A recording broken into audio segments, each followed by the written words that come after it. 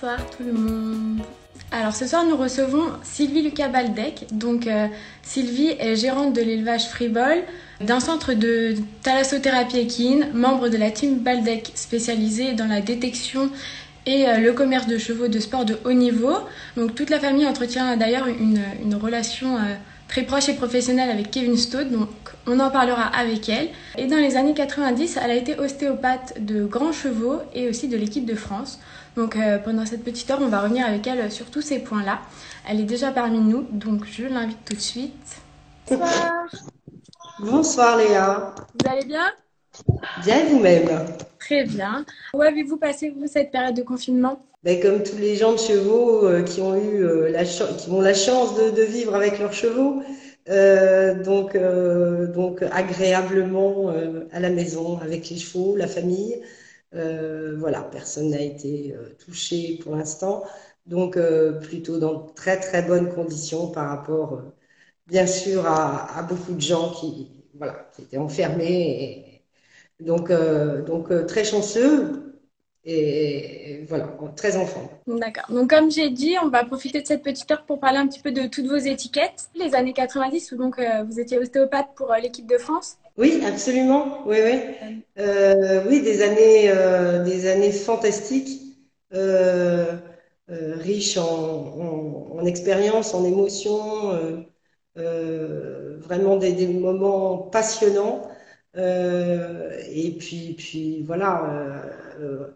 Vivre à côté des chevaux, des cracks de l'époque, c'était des chevaux stars, c'était vraiment ouais fantastique, fantastique. Donc j'ai passé des moments extraordinaires et ça m'a permis aussi d'atteindre voilà, de voir le haut niveau, et qui bien sûr a évolué, mais qui reste le haut niveau, qui a toujours été voilà, avec des gens extraordinaires. Donc Justement, comment ça se passe? Vous les suivez avec le staff fédéral sur les concours? À l'époque, on passait le lundi dans presque toutes les écuries. Et puis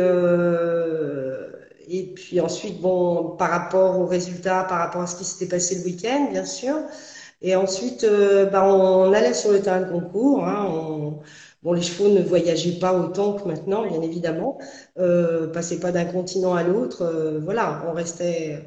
Mais on passait tout le week-end avec les chevaux.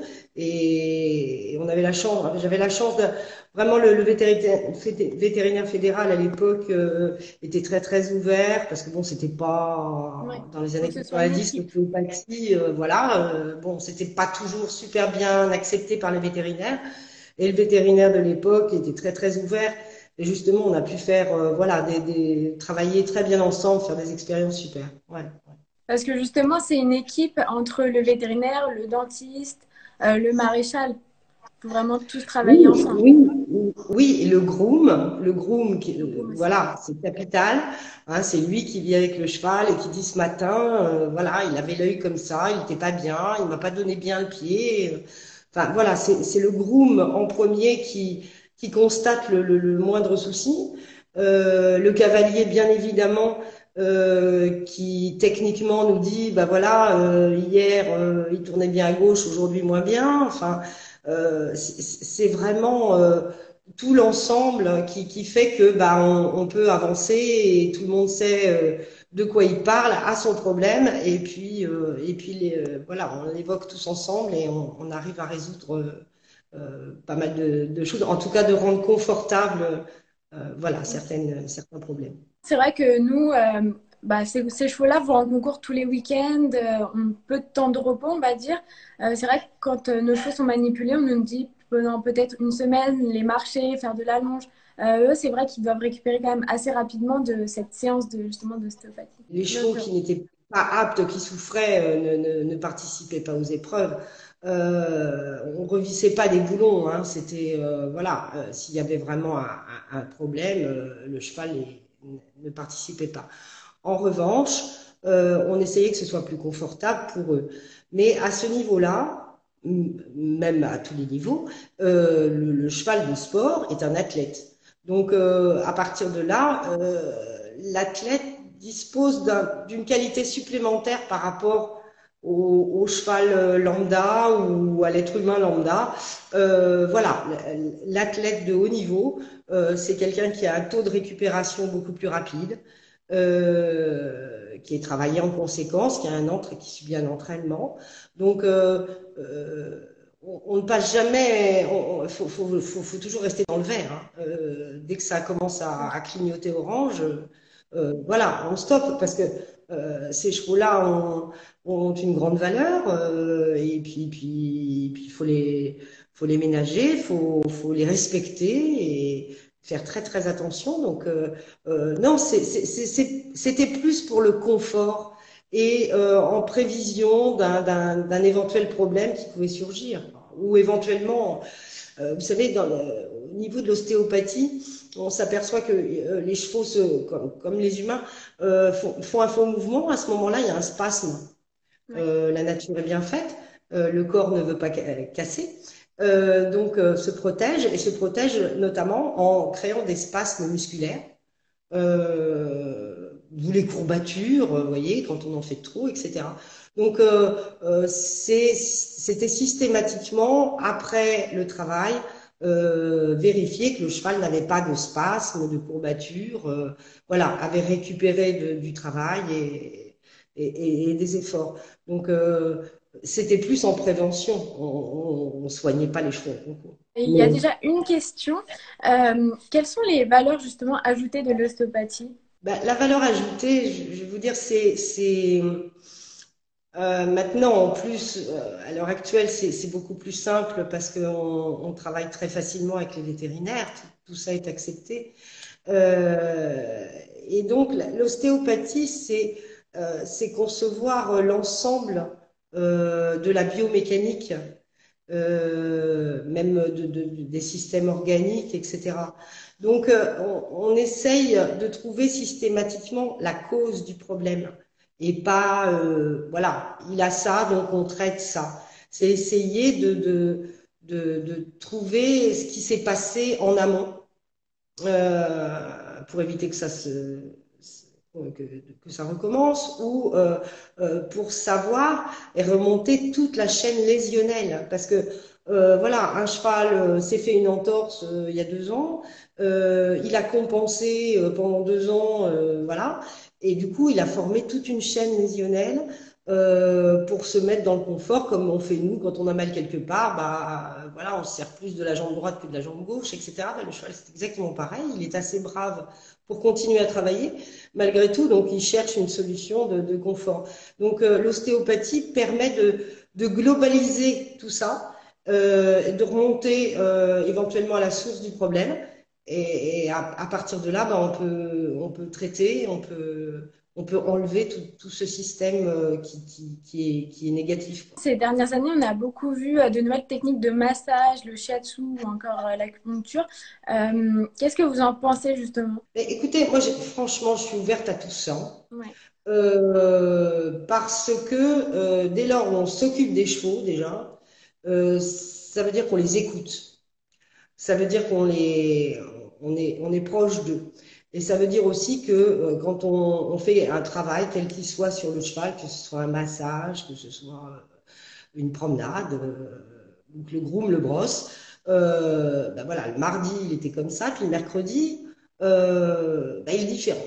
Il couche les oreilles, il n'est pas content, voilà. Donc ça permet déjà de détecter un éventuel problème, un éventuel inconfort. Donc de toute façon, dès le départ, c'est OK, c'est bon. Après, il faut trouver ce qui marche et voilà. C'est comme la différence entre l'homéopathie, les fleurs de bac. Voilà, bah, il y a des gens qui sont absolument pas Réceptif. réceptifs, voilà, à l'homéopathie, et puis les fleurs de bac marchent très bien et inversement. Donc, faut vraiment pas avoir d'a priori. Il faut essayer et puis il faut observer. Et voilà, ça marche Ouais. pas. C'est C'est c'est comme ça pas, que ça c'est pas de se la passe. magie, c'est pas de la magie, mais voilà. Mais dès lors où on fait cette démarche-là, déjà, on est dans le vrai parce qu'on est à l'écoute et dans le respect de l'animal. Donc ça, c'est déjà le meilleur point. Vous avez aussi donc un centre de thalassothérapie. Oui. Qu'est-ce que voilà, ces soins apportent en plus à un cheval? Alors là, encore une fois, c'est pas scientifiquement prouvé, Ouais. mais on a constaté, on a observé et constaté que, par exemple, les chevaux de course, notamment, nous ont bien devancé là-dessus. Dès qu'il y a un problème tendineux, on marche dans l'eau de mer et on marche dans une rivière, c'est différent. Alors qu'il y a le courant, etc., c'est différent. Alors, scientifiquement, on ne sait pas pourquoi. On ne sait pas pourquoi. Ouais. Parce que moi, je suis assez cartésienne, alors j'aime bien savoir pour quelle raison. Donc, est-ce que c'est parce que c'est l'eau salée? Est-ce que c'est parce que... On ne sait pas. On n'a pas réussi à trouver. En revanche, on constate que ben, une lésion d'un tendon va guérir 2 fois plus vite qu'avec une autre solution, quelle qu'elle soit. Ok. Le fait de marcher dans l'eau.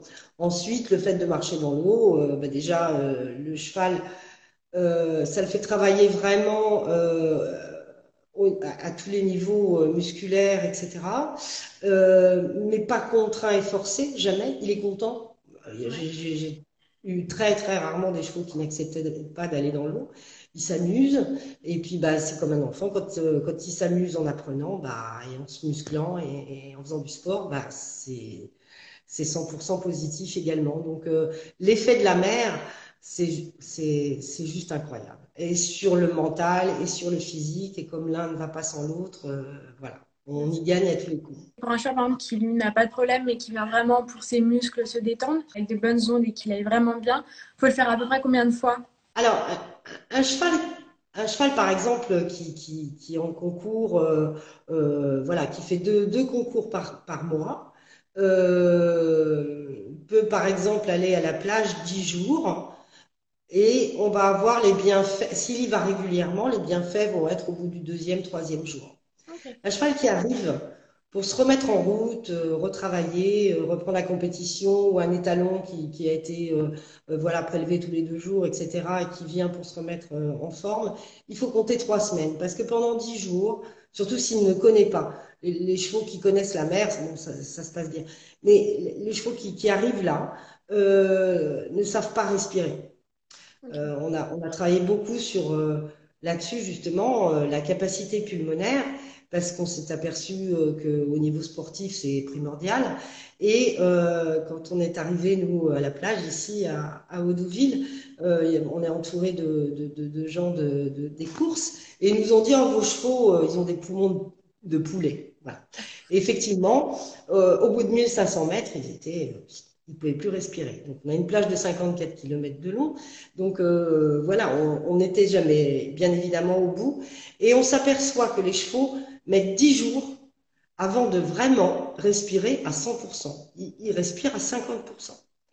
Et au bout de 10 jours, alors on est dessus, on est au galop, et là on sent les jambes s'écarter, et le cheval avec les sangles, voilà, Ouais. qui prend toute sa cage thoracique, et là, ça y est, il respire.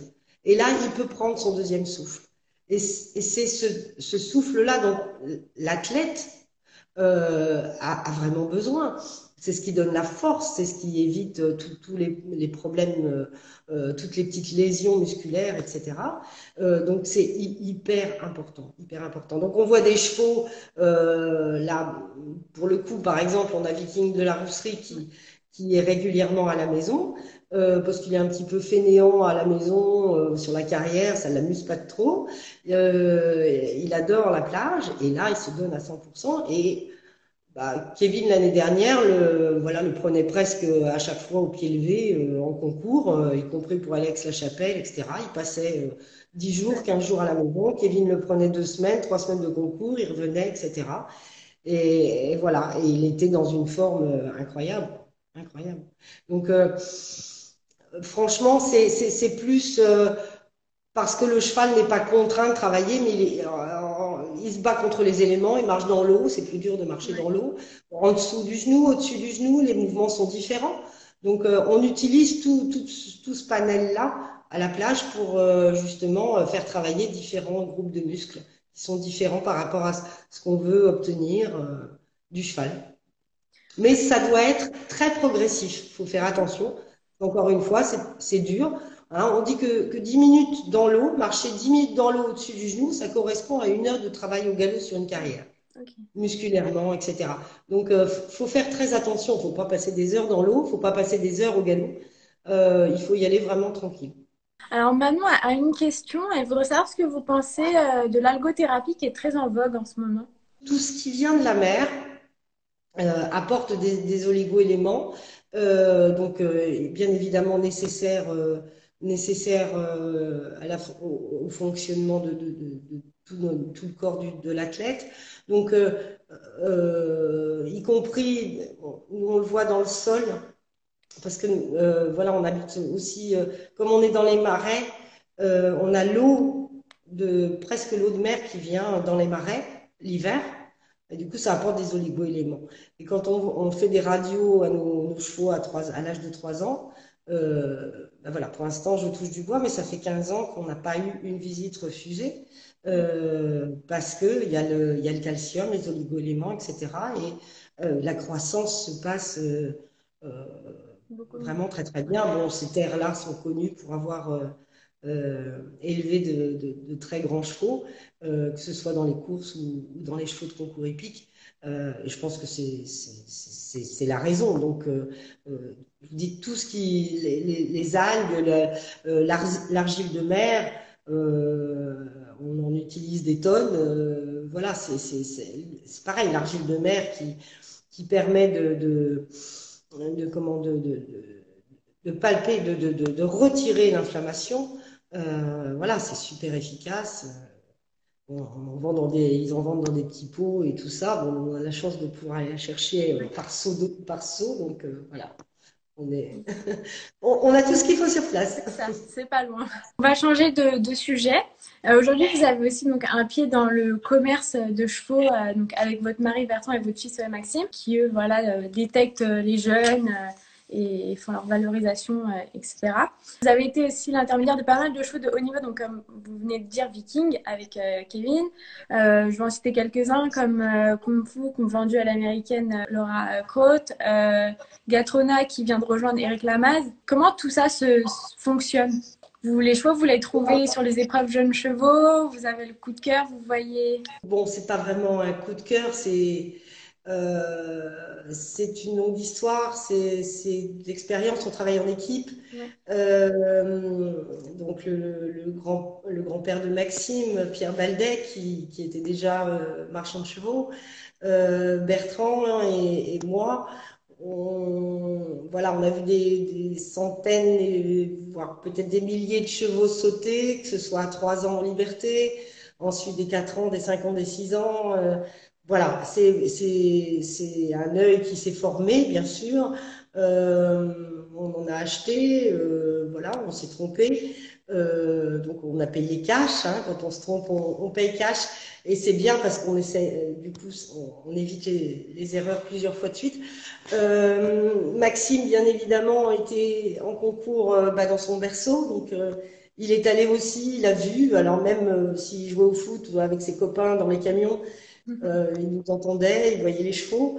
Donc tout ça, voilà, faut avoir vu des milliers de chevaux sauter avec des cavaliers qu'on connaît pour essayer de déterminer voilà, le cheval qui a un potentiel pour faire de grosses épreuves. Alors après, bien évidemment, il faut rester enfin, très très humble parce que on se trompe bien sûr, mais c'est vrai que bah, Maxime là bénéficie de notre expérience et puis c'est un œil, je pense que voilà. Et l'intérêt aussi, c'est bien connaître les cavaliers, de Ouais. savoir comment ils montent, ce qu'ils aiment bien monter, ce dont ils ont besoin, parce que le bon cheval de l'un va pas être le bon cheval de l'autre.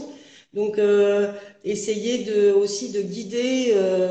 Voilà, si on voit un bon cheval, on va dire c'est plus pour un tel ou un tel. Voilà, essayer de. Et Maxime a ce truc-là, il arrive à bien combiner le cavalier qui va avec le cheval et inversement. Donc, ça rajoute un plus.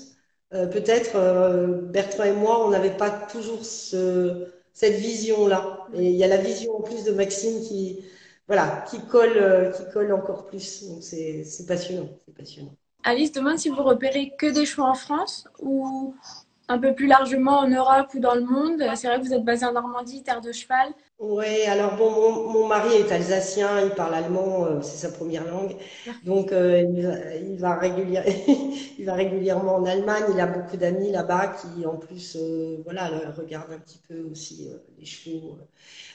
Donc on va régulièrement voir les chevaux en Allemagne.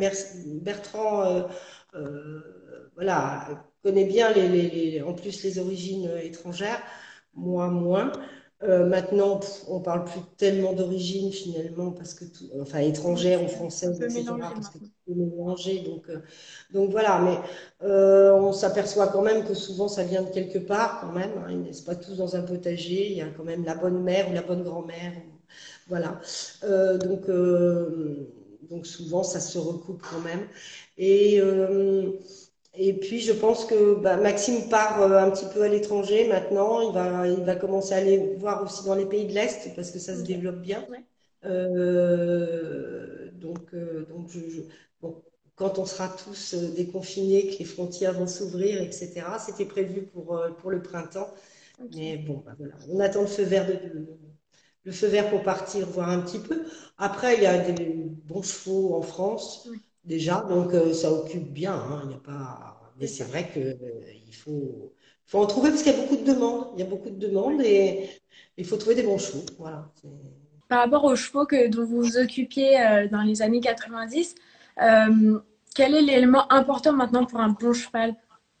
Évidemment, le sport a évolué d'une Ouais. façon hallucinante, surtout au niveau du détail, etc. Parce que aujourd'hui, on demande, voilà, c'est du 450 mètres minutes, hein. Avant, on était 2 heures et demie pour faire un parcours, donc ils avaient le temps de retravailler le galop, d'arriver tranquille dans le triple, etc. Maintenant, voilà, ce qui est le plus compliqué, c'est le temps imparti. Donc, effectivement, c'est pas du tout le même galop. Donc, on recherche des chevaux, effectivement, différents des années 90. En revanche, le bon cheval, le bon cheval des années 90, c'est le bon cheval de. Enfin, je veux dire, il garde le même potentiel athlétique, les mêmes qualités athlétiques. Voilà. Ok. Euh, bon, bah Peut-être voilà. travailler différemment du coup. Bien sûr, travailler différemment, entraîner différemment, tout ça a évolué incroyablement. Et ça évolue à chaque fois. Je veux dire, un cavalier de 5 étoiles qui n'a pas fait de 5 étoiles pendant une année, parce qu'il n'avait pas son cheval, enfin peu importe, quand il revient dans un 5 étoiles, il met deux, trois concours pour se remettre en route. Donc, non, non, c'est un truc de fou tellement ça évolue. Ça évolue. Donc, eh ben, justement, la recherche des chevaux doit aussi voilà, être dans ce sens-là et savoir toujours, euh, pour que la demande de, à ce moment-là, quoi, pas il y a 10 ans. Donc, effectivement, parfois, on voit des chevaux un peu. On dit, ouais, ça aurait été un bon cheval il y a 10 ans, mais plus Ouais. maintenant. Après, au niveau physiologique, biomécanique, Ok. ça n'a pas tellement changé. Si vous prenez un athlète humain, voilà la différence. Un athlète humain voilà, il y a des gens les gens des pays de l'Est qui sont très forts et tout ça, et qui font des sports justement de force, les lancers de poids et tout.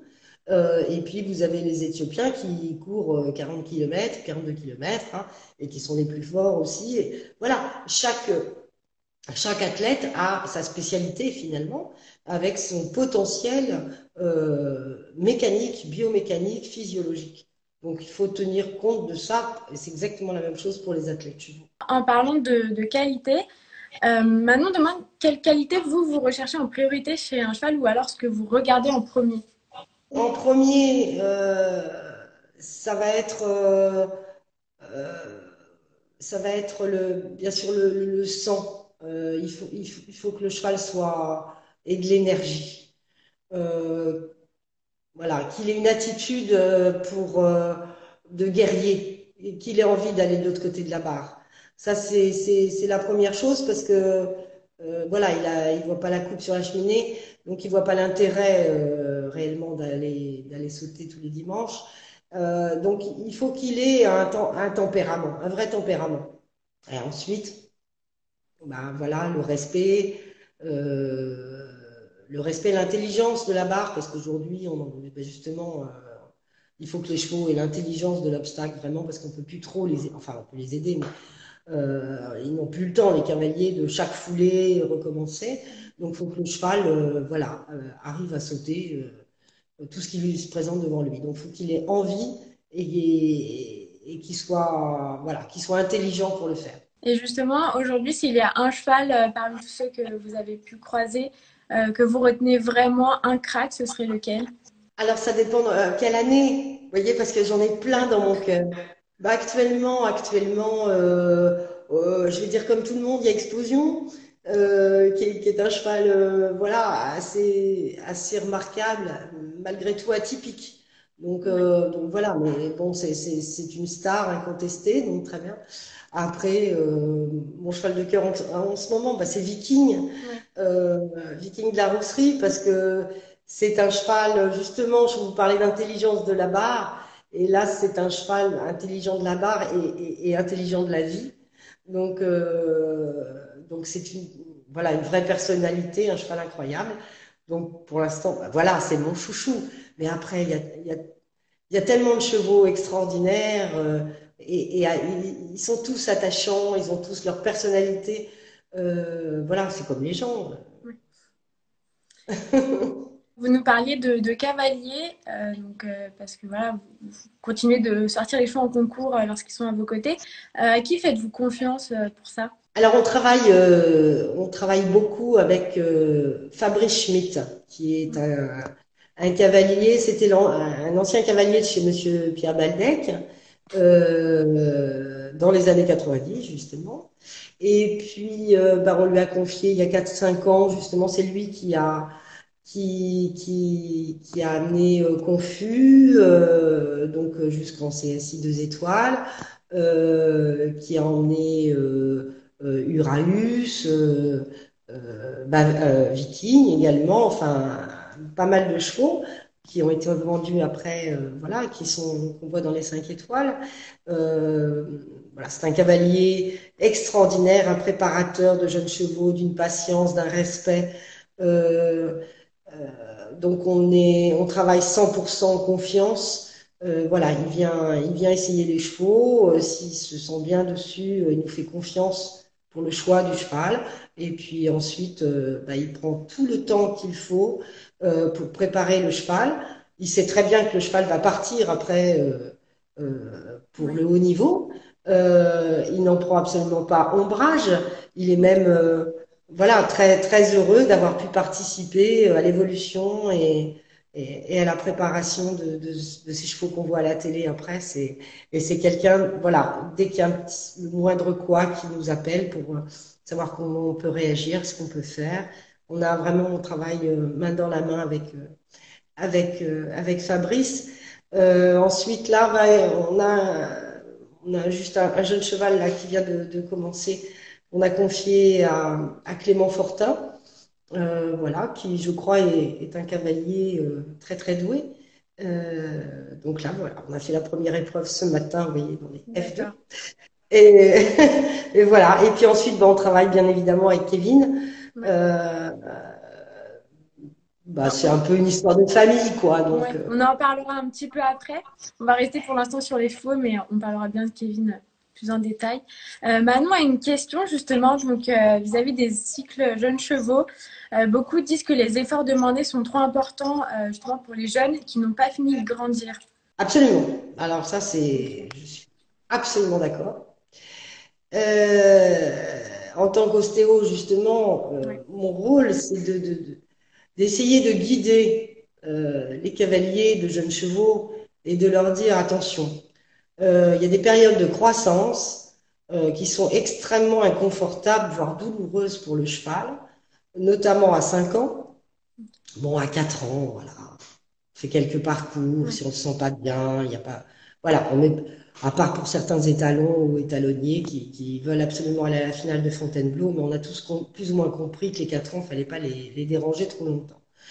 En revanche, les 5 ans, ben voilà, économiquement, il faut que les chevaux soient vendus, etc. Donc, préparés. Et ça, c'est très.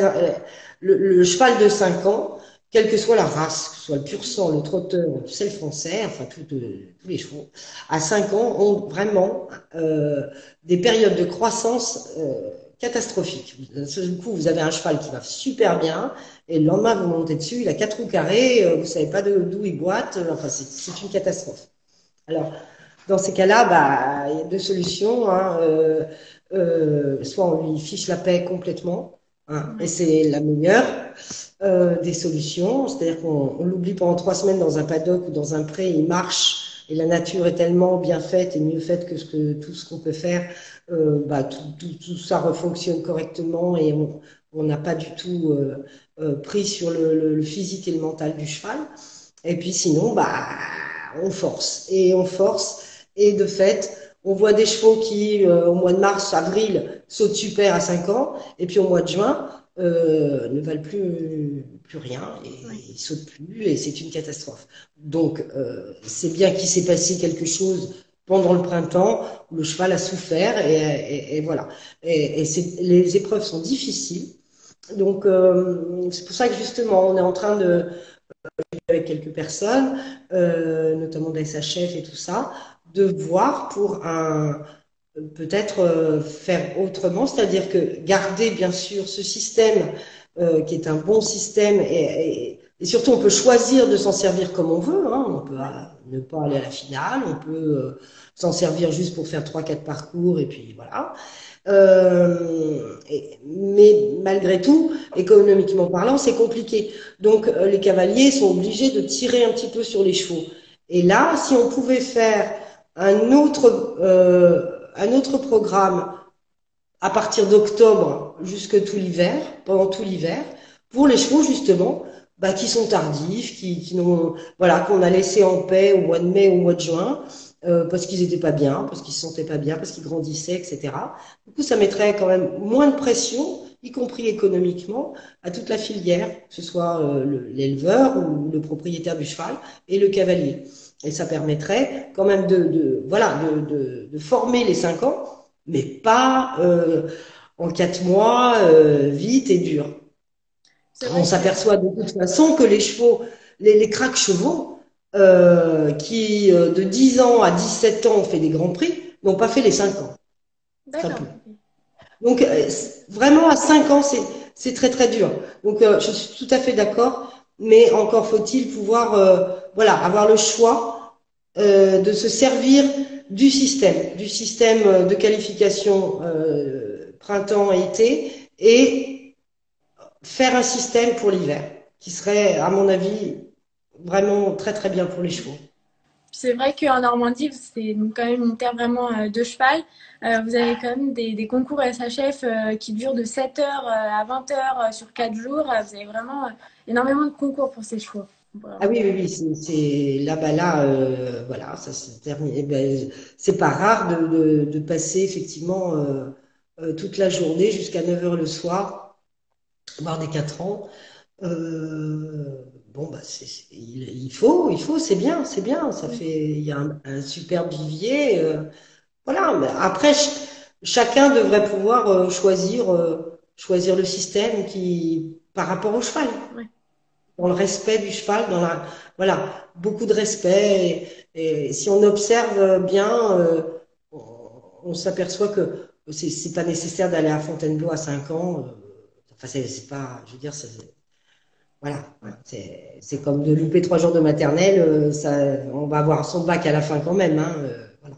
Théo vous demande quel sentiment ressentez-vous lorsque vous voyez briller au plus haut niveau des chevaux qui étaient plus chez vous plus jeunes. C'est une fierté personnelle. Ouais, bah évidemment, Ouais. évidemment, voilà, parce que le chemin est long. Ça vient pas comme ça. C'est des nuits blanches, hein. C'est beaucoup de travail. Euh, voilà, quand on gagne, ben on met un carbone, hein, comme on dit, hein, parce que il y a quand même, voilà, c'est dur, c'est ingrat, c'est compliqué, on se gratte la tête, malgré qu'on soit une équipe, qu'on soit soudés, mais parfois il y a des, voilà, on doute, il faut se poser les bonnes questions, il faut toujours, voilà, il faut essayer d'avoir du recul, mais quand on est dedans comme ça, c'est pas toujours simple.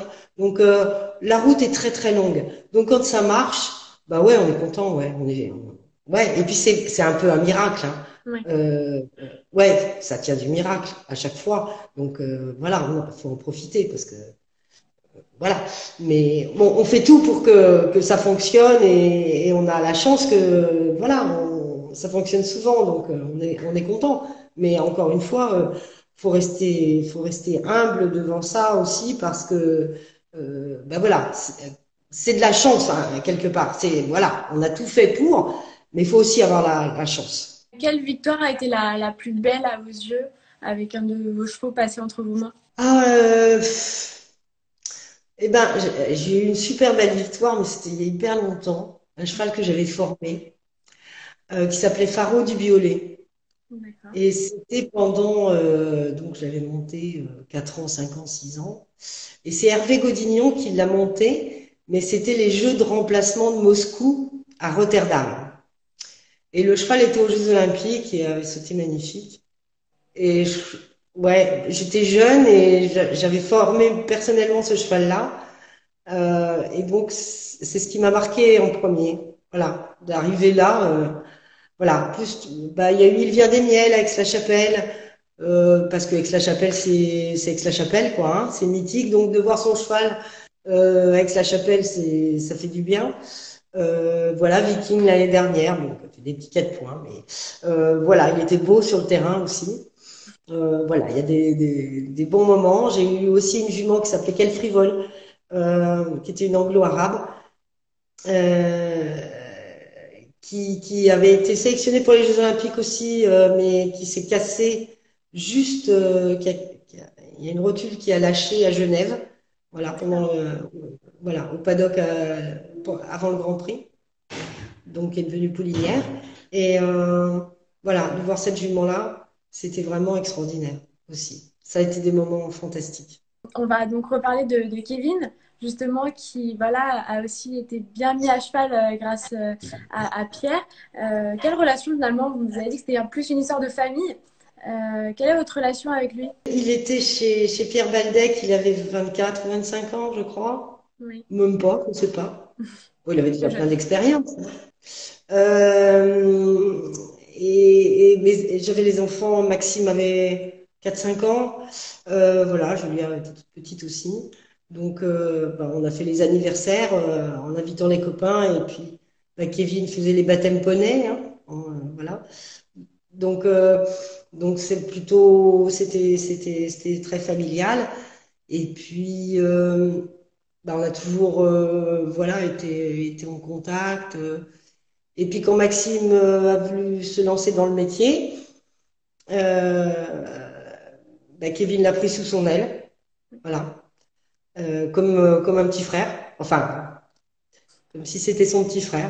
Oui. Donc voilà, il l'a emmené partout et ouais, on se connaît bien, on connaît nos qualités et nos défauts et voilà, ça fait une bonne équipe. Et donc justement, Maxime là commence à prendre vraiment prendre le relais entre le grand-père, le père et donc le fils. Est-ce qu'il y avait quelque chose, un don dans la famille pour que ça marche si bien? Alors, je pense qu'ils sont très observateurs, tous Oui, les trois. Je crois que c'est, de toute façon, je pense que dans les chevaux, enfin, pour tout d'ailleurs, dans la vie, avoir du respect et observer, je pense que c'est, voilà, les deux mots-clés de quelque chose qui peut arriver de bien, quoi. Donc voilà, ils sont tous les trois observateurs. Euh, alors après, je sais pas dire, c'est pas un nom, c'est du travail, c'est un questionnement permanent, euh, voilà, une recherche aussi, parce que quand on voit un cheval la première fois sur un parcours, bon ben, on, on regarde en amont ce qui s'est passé, voilà. Il y a aussi tout ça. Le fait de détecter un cheval, c'est pas ouais, sur un saut comme ça, on dit ouais, alors ça attire l'œil, on dit ok, celui-là, il m'a attiré l'œil, j'aime bien. Après, c'est un travail. Après, c'est un travail d'équipe.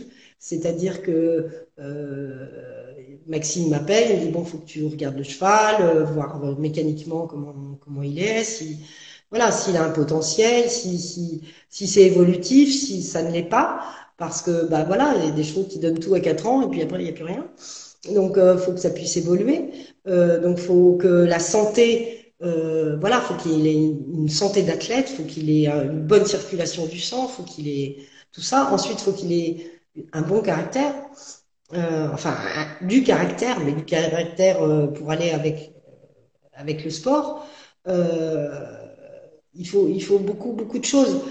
Et puis ensuite, bah, qu'il soit grand, petit, jaune ou vert, ça c'est pas très grave. Mais en revanche, on s'aperçoit que les bons chevaux, finalement, ont tous un peu les mêmes angles au niveau des hanches, des épaules, des rotules, des jarrets, etc. Donc, qu'ils soient bien symétriques. Voilà, pour que on se dise, on peut le faire évoluer.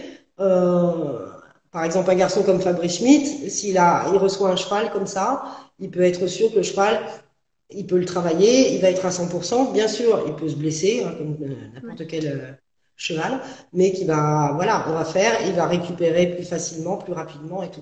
Donc c'est tout un système qui est en place euh, avant même de faire venir le client ou de faire venir Kevin pour essayer le cheval ou Fabrice pour essayer le cheval quand on l'achète. Donc, il y a tout ce travail-là. Et puis ensuite, il y a l'essai, et voilà, qui est important aussi. Et puis après, bah, il y a encore du boulot pour faire avancer les choses. Mais c'est pas, voilà, c'est pas, ting, oh, j'aime bien ce cheval-là, quoi. Ouais. C'est, non, Et- c'est un travail.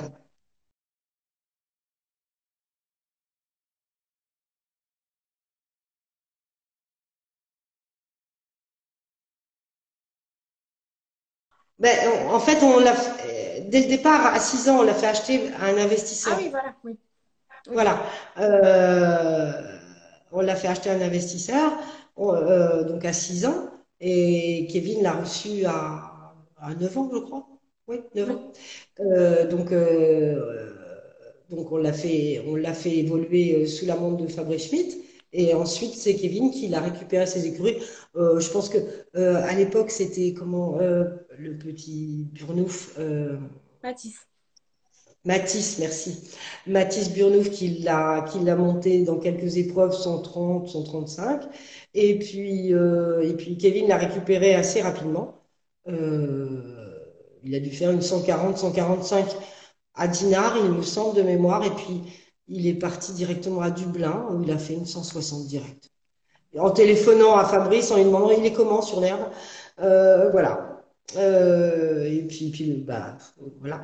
Le cheval n'a peur de rien, Ouais. donc ça s'est bien passé direct, quoi. Ouais, ouais. Notre crack, Pauline vous demande comment vous avez vécu le sacre de Kevin et Crackboom à Windsor en 2009. Alors, bah, j'ai pleuré. Mais j'ai la larme facile, mais j'ai pleuré. D'autant que ça s'était pas bien passé pour la warm-up, le cheval, ça s'était pas bien passé. Et il y avait Pierre Baldec qui était là-bas, ou qui a eu Kevin au téléphone, je ne sais pas. Et on a vu le visage de Kevin. Et Bertrand a dit, il va gagner. Ok. Le soir de la warm-up, hein. Il va gagner. Et, parce qu'on connaît bien Kevin et c'est vrai que plus c'est compliqué et plus la situation est désespérée et plus il est fantastique. Donc, euh, donc ouais, on savait qu'il allait faire une grande chose, une grande performance. Donc bien sûr, bah, moi, de toute façon, dès que quelqu'un gagne que j'aime bien, je pleure, évidemment. D'accord. On va partir un petit peu donc sur votre l'élevage de Frivol, dont vous êtes la gérante. Oui, Lifestyle, c'est votre étalon phare. oui. Est-ce que vous pouvez nous parler un petit peu de lui? Alors, c'est un cheval, c'est le papa de Lennox. Ouais. Donc, Lennox, voilà, notamment à Londres, aux Jeux Olympiques de Londres, voilà, c'était quand même pas un cheval ordinaire. Il se trouve que le propriétaire est autrichien et qu'il vit en Allemagne et il était en contact avec mon mari, avec Bertrand. Alors je ne sais plus en quelle année, quand le cheval avait 7 ans. Lifestyle avait 7 ans. Euh, le cheval était chez Katharina Hoffel et commençait à faire les grands prix et tout, c'était magnifique. Le monsieur aussi avait le papa de Lifestyle, Lang Yungue, qui est devenu le meilleur cheval des États-Unis. Euh, et ce monsieur appelle Bertrand en lui disant, écoute, le cheval s'est fait une multitude de fractures à un antérieur. Il avait sauté avec Katharina une haie, atterri sur la route, multiples fractures du boulet, vétérinaire, etc. Il a dépensé une fortune en vétérinaire. Et puis, bah, le cheval devait être euthanasié. Donc, il appelle Bertrand pour savoir si on ne pouvait pas le prendre à la mer. Ok.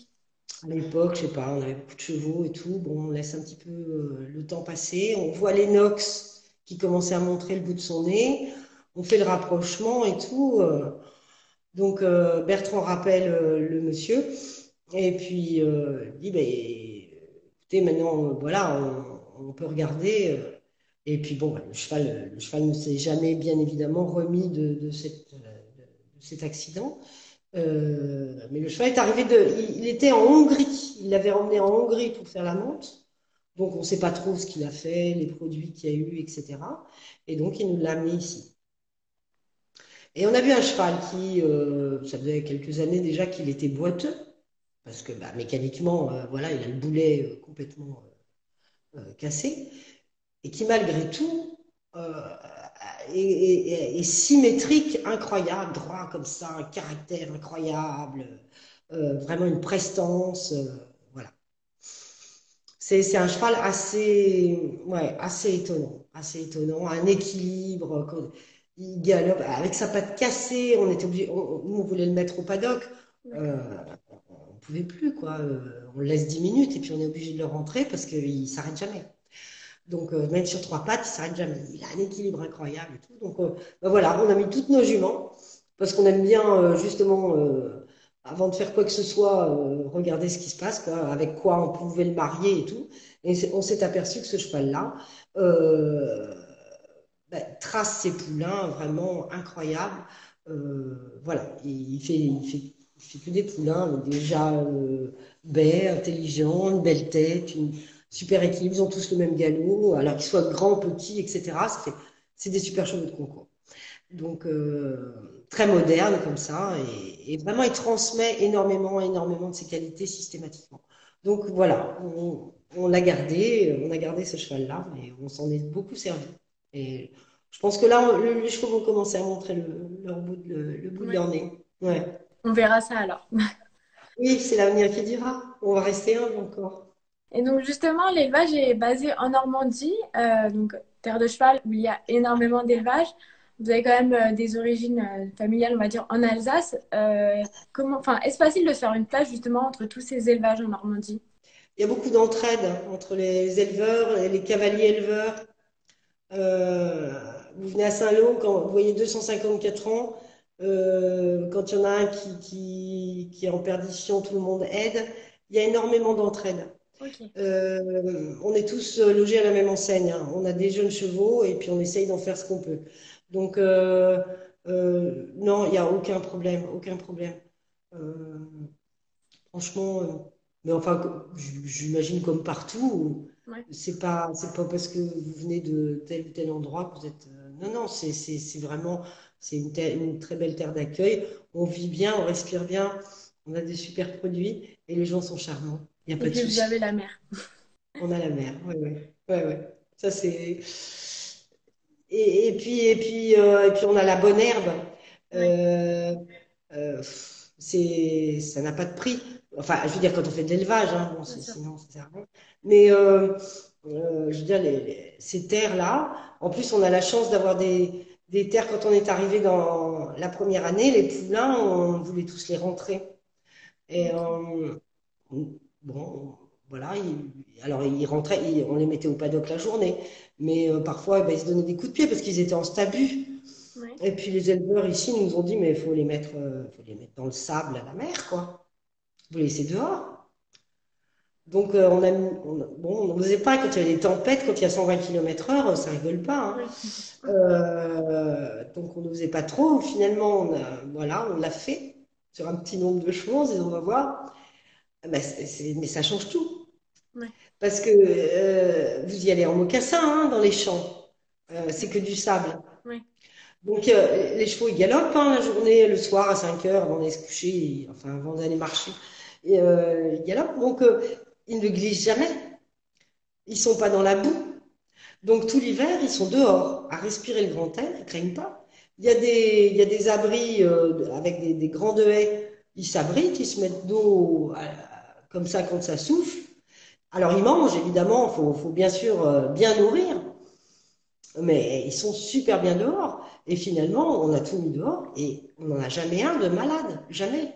Alors que dès voilà, on en rentre un au quoi, pof, il Ouais, ça y est. tousse, imagine.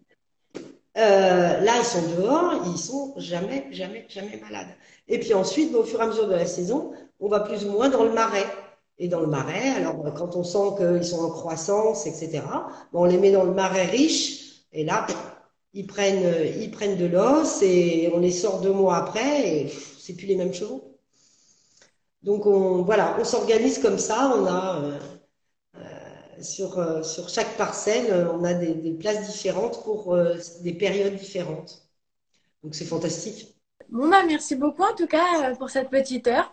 On a pu aborder Merci beaucoup. tous les points. C'était vraiment très intéressant. Merci Merci beaucoup. Léa.